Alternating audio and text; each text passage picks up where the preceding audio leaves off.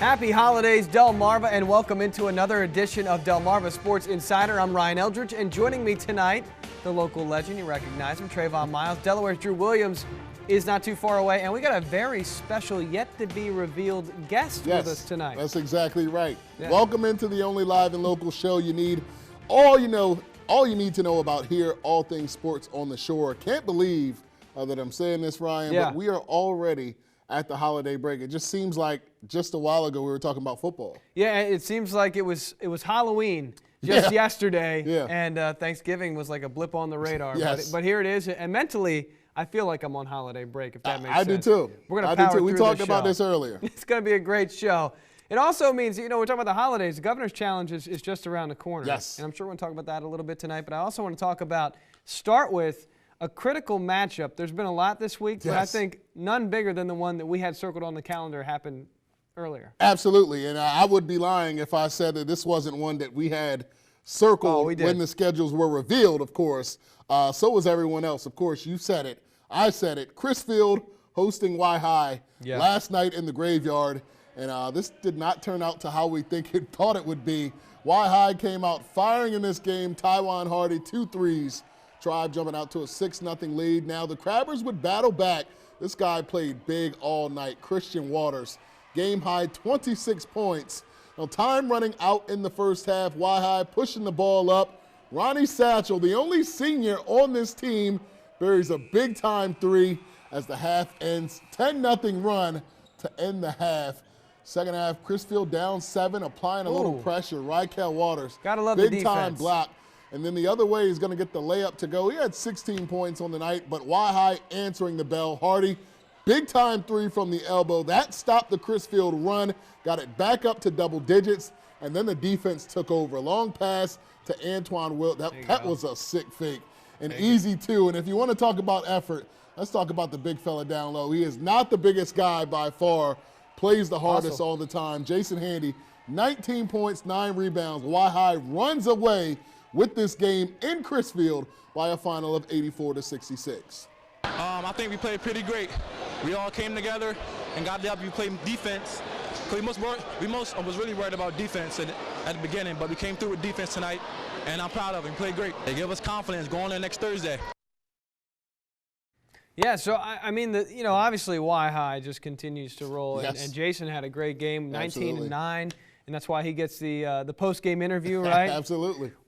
Chrisfield, though, I mean, 2 losses already this year. Are we concerned? Is this what we expected? Are concerned. We are concerned. I think we were concerned when they lost to Cambridge. Right. I think that was our initial concern. We didn't know much about what Cambridge had. No, I agree. That it was early on in the season, but we were concerned. But I don't know. Last night just kind of seemed odd. It did not seem like the Chrisfield team that we saw last year. Of course, that team completely different with Justin Cohen leading the scoring. They had a run where they were hanging with Y-High until about midway through the second quarter. It's like a little comeback. And then that second win from Y-High and their depth really, I think, took apart Chrisfield. The Waters brothers, of course, held their own offensively, but they did not get scoring from some other pieces, Fontaine and a couple more pieces that really, really hurt them in this game. And I think that is what they were missing last night. Obviously, a team like Y-High who's scoring 80 points a game at least every single night, you're going to need some offensive scoring. You're going to need to get some defensive stops. Neither one of them happened when Chrisfield needed it the most. And got to win those battles down low, too. You got an and undersized guy pulling down boards. Got some pretty big guys down there. Exactly. But Jason Handy, all heart. That kid is all heart and hustle, and, that's why he is who he is in this conference. All right, we could talk about this game all night long, but for more on what else happened this week in the Bayside, we're kicking over to the wall to Drew. Thanks, Trey. And certainly you mentioned it. Let's kick things off with another Bayside matchup down in Princess Anne from last night. Mardella visiting Washington, and right away, Davin Phillips fighting for the tough bucket. He gets the 3 the hard way, gets the hoop plus the foul, but Mardella getting something going. A rainbow arcing 3 here. That one would fall for the Warriors. Now Patrick Lewis-Jacques, he's going to drive in on the baseline. Nice bucket for Mardella. Washington back on the attack. Darius Dennis leading the transition. A no-look dump off to Phillips under the basket. Phillips finished with 26. And then Charles Smith, he's going to get the ball in the corner. The fake and the drive. It's the shooter's roll, and Washington and win this one big, 69-33. And then down to Pocomoke from last night as well. Warriors hosting Decatur in the Battle of Worcester County.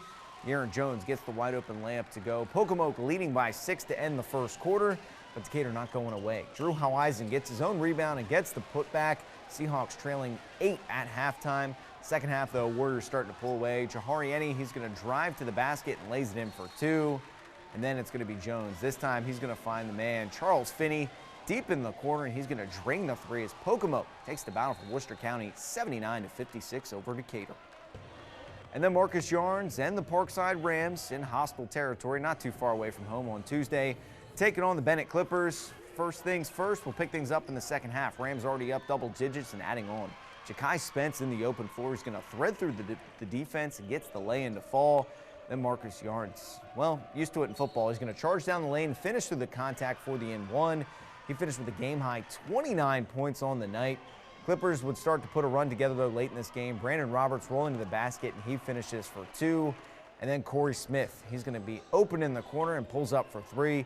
Clippers cut it back down to single digits, but the Rams just kept things locked down most of the way. In the final minutes, Yarns is going to go up and get the block. And then Parkside looking to put this thing away. The initial shot is going to be missed, but Spence is there to clean things up. Parkside may win this one in the Salisbury rivalry 79-71. And over to the girls on Wednesday night. 2 of the South's best squads a year ago. Parkside Bennett. The road team Clippers jumped out to a 10-0 lead. It's a layup from Zaire Smullen. She finished with 16 points. And close out the half, Parkside would go on a run. Stephanie Holmes, a huge 3. And then on the break, Amanda Ballard going with the spin cycle and finishing with the layup. Lady Rams run into the locker room with a 7-point lead. Second half, Parkside still doing the same of what they've done all season. Jackie Wright, another big double-double. 24 points to lead her team, but Makara Hansen almost single-handedly brought James M. Bennett back. 16 points in the fourth quarter. 2-point game with 90 seconds left to go. This time, Ballard's going to go up, block the shot, and then just do the rest of the work herself. She gets the steal, goes coast to coast for the hoop, and the N1.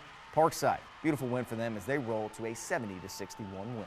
Well, I tell you what, we wanted this game, and I thought the kids came out. First of all, they were a little ragged, a little nervous, but the thing about it, we just tell them, stay calm, play what we know we want to do. I love having competition against me. It pushes me to do better. So them having Makara, Zai, and Olivia, I give them kudos because they pushed me and Amanda to a level that we've never been before. All right, Trey, we'll send it back to you over the desk for some more scores that we had throughout the week. Thanks, Drew. A couple more scores to get to you from the North Bay side of things. How about this? North Carolina finally with a full team intact. That's, of course, what they tell me on Twitter. They get a much-needed victory.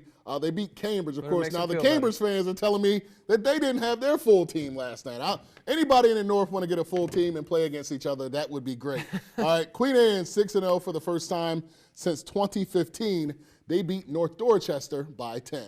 Hey, you can make all the excuses you want, but your record usually tells us who you are, right? Joining us now is a special guest, the man behind the Bayside Hoops Twitter account. That's exactly right. Alex Bradford, thank you so much for joining us. Welcome to Delmarva Sports Insider. Why don't you tell the people about yourself a little bit in your TV debut? Well, essentially, I graduated Snow Hill in 2016, went on to Salisbury University. I'm a senior there right now. Living life. I'm from Newark, Maryland, actually a little town, you know, so Berlin and Snow Hill. And a basketball lover, as we were just talking about. Yes, sir. Inside the sports locker, inside the sports office. Yeah, it is kind of like a locker back there. It is a locker room. First taste of it tonight. Takeaways so far in the first half, and Alex, I mean, I guess we could let Trey start, but everybody knows this local legend, so we'll let you kick it off. I mean, your takeaways, we were talking about Chrisfield a little bit earlier tonight, and then we saw some of the other teams from the Bayside. Yeah. So essentially, you know, I see obviously Y High. You know, the class. They're rolling. They're rolling on right now. Of course, they played Chrisfield.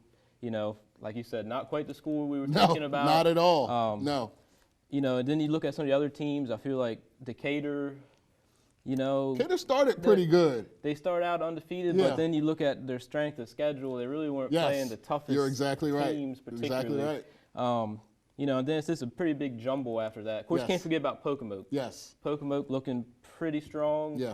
But I think they might have a little bit of trouble in their first game back after the break. They're playing Y High at Y High. That is, we were just talking about that. Yeah, we were just talking about that. Tough. So it should be interesting to see. Yeah. And to a point, we were also talking about your guys, Snow Hill. We really can't put a finger on what Snow Hill is right now. You know, they had that win at North Carolina that I thought was a great win.